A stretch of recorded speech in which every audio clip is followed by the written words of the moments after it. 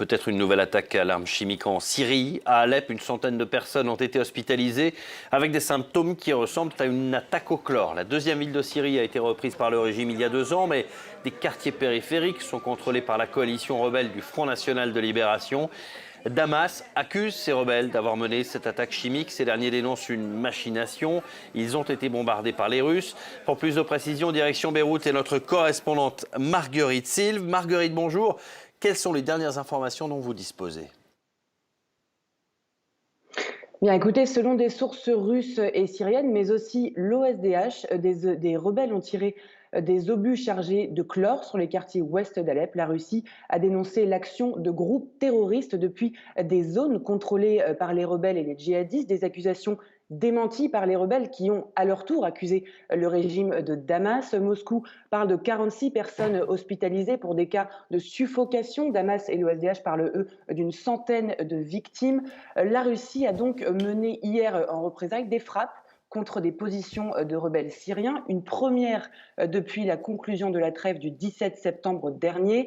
Moscou qui a appelé la communauté internationale à condamner cette attaque. Elle l'a qualifiée, je cite, de tentative de torpiller le processus de retour à la vie normale en Syrie. Emmanuel Macron a, lui, déclaré que la France ne disposait pas d'informations suffisamment claires pour commenter la situation. Marguerite, qui contrôle cette ville d'Alep aujourd'hui et que contrôle le régime syrien en général aujourd'hui dans le pays ?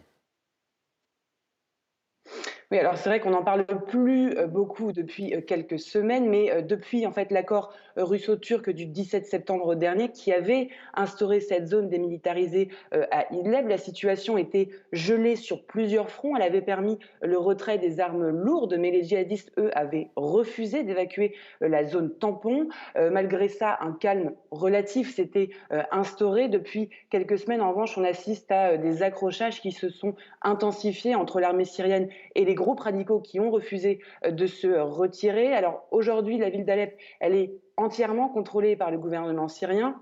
La province d'Alep, elle, est partagée entre le régime qui contrôle une partie du nord, de l'est et tout le sud. Les troupes turques, elles, sont présentes au nord, jusqu'à la frontière syro-turque, et les rebelles qu'elle protège, eux, sont à l'ouest.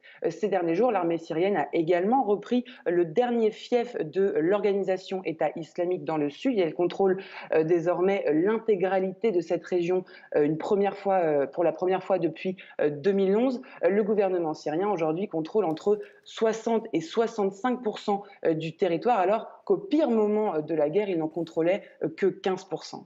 Marguerite Silve, depuis Beyrouth pour France 24. Merci beaucoup Marguerite.